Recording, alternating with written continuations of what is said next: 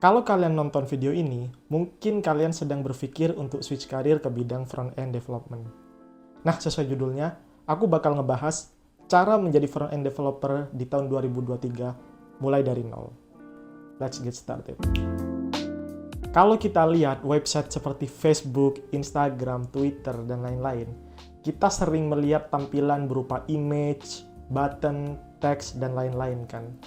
Perusahaan berlomba-lomba untuk membuat tampilan aplikasi mereka semenarik mungkin.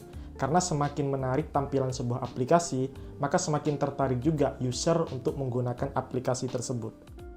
Walaupun pada awalnya aplikasi ini didesain oleh UI UX designer, tapi yang mentranslate desain menjadi code atau menjadi sebuah aplikasi adalah front-end developer. Simpelnya, itulah pekerjaan front-end developer. Tapi tidak terbatas itu, sekarang front-end developer skupnya semakin meluas, mulai dari optimisasi, consuming API, dan lain-lain. Saat ini, front-end developer merupakan salah satu pekerjaan yang cukup seksi di bidang tech. Banyak orang menghabiskan uang berjuta-juta rupiah untuk ikut bootcamp untuk switch karir ke bidang ini. Alasannya mungkin karena gaji yang tinggi, pekerjaan yang fleksibel, serta opportunity untuk freelance yang sangat luas. Nah, di sini aku bakal nyeritain pengalamanku dari mahasiswa non-IT, self-taught developer, step by step sampai menjadi front-end developer di salah satu unicorn di Indonesia. Hal pertama yang harus dipelajari adalah HTML atau Hypertext Markup Language. Ingat ya, HTML itu bukan programming language, tapi markup language. Simpelnya, elemen-elemen yang kita lihat di website seperti teks, button, image, table, dan lain-lain, itu dituliskan dalam HTML tag. Jadi dalam sebuah website, HTML ini adalah kerangka utamanya gitu. Nah, untuk belajar HTML ini, aku ada beberapa resource yang aku rekomendasikan. Bisa belajar dari W3 School atau FreeCodeCamp. Karena di sana kita bisa langsung belajar sekaligus mencoba kode yang sedang kita pelajari. Hal selanjutnya yang harus kita pelajari adalah CSS atau Cascading Style Sheet. Kalau sebelumnya HTML itu adalah kerangka website kita, CSS ini seperti kulitnya atau bajunya gitu. Jadi untuk memperindah komponen-komponen HTML kita. Bisa nggak sih kita bikin website hanya pakai HTML? Bisa, tapi hasilnya pasti bakalan meh banget gitu, nggak banget gitu. Jadi di CSS ini kita juga akan belajar selector, property, atribut, dan lain-lain.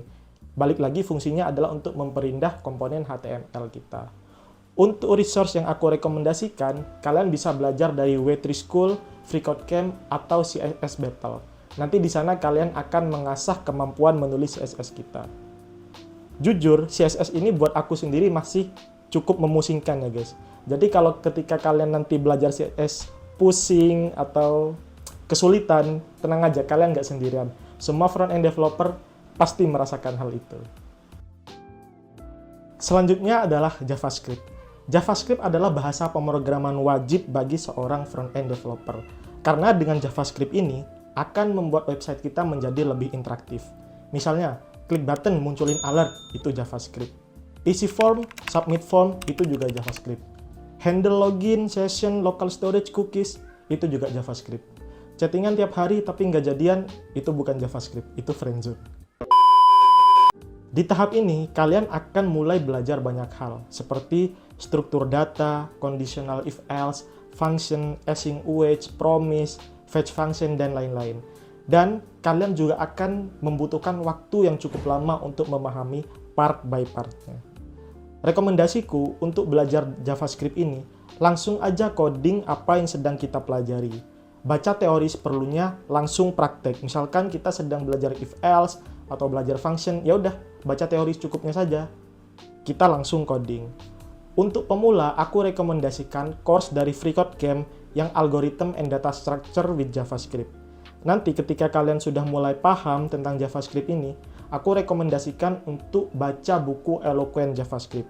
Nanti di situ akan kembali mereview kemampuan JavaScript fundamental kalian. Setelah belajar 3 elemen tadi, kita sebenarnya sudah bisa membuat website statis ataupun dinamis juga bisa. Tapi di sini aku mau ngenalin CSS Framework. CSS Framework ini sebenarnya sama dengan CSS, cuma memiliki built-in class yang dimana tujuannya adalah untuk memudahkan kita dalam mendevelop sebuah aplikasi. Ada banyak contohnya seperti Bootstrap, Tailwind, Bulma, Materialize, dan lain-lain. Kembali lagi, tujuannya adalah untuk memudahkan proses development kita. Untuk aku personally, biasanya aku pakai Bootstrap dan Tailwind. Tapi silahkan cari semua yang sesuai dengan kebutuhan proyek kalian. Yang nggak kalah penting adalah Git. Git ini adalah sebuah version control system yang fungsinya untuk memanage code kita dalam sebuah project.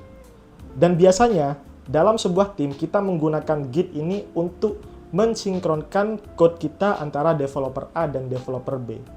Let's say, ada 4 developer dalam sebuah project.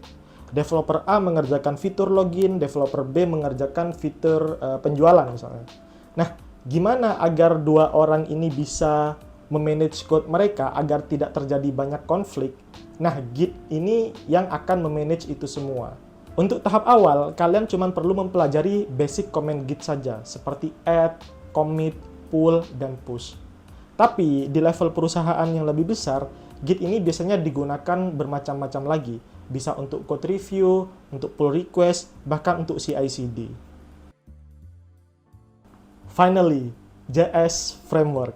Ini adalah topik yang sangat menarik, karena topik ini kerap memberikan banyak perdebatan dari sisi developer. Sebenarnya ada banyak front-end framework, tapi yang paling umum ada 3, yaitu React, Vue, dan Angular. Personally, aku penganut agama React ya. Walaupun sebelumnya aku pernah pakai Vue juga, dan aku rekomendasikan buat teman-teman belajar React. Bukan karena React lebih bagus daripada Vue dan Angular, tapi simply karena di Indonesia sendiri masih banyak perusahaan yang menggunakan React dalam tech stack mereka. Jadi it's just a matter of opportunity.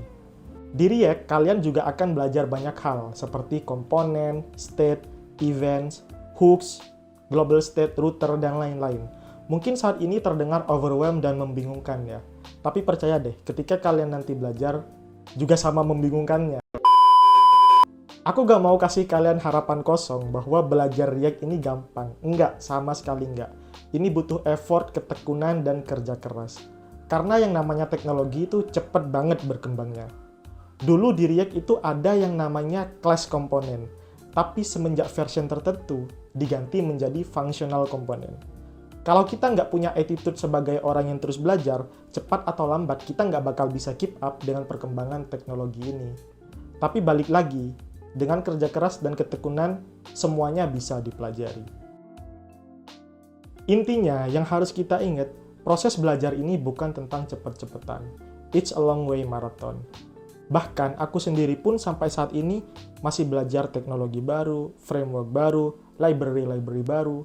Jadi, jika di tengah-tengah proses kalian merasakan nggak berprogres, overwhelmed, patah semangat, nggak apa-apa, rehat dulu. Tapi yang paling penting, jangan pernah berhenti buat belajar. Sekian video ini, kalau kalian ngerasa video ini bermanfaat, please like, comment, subscribe, and share. And see you on another video. Thank you.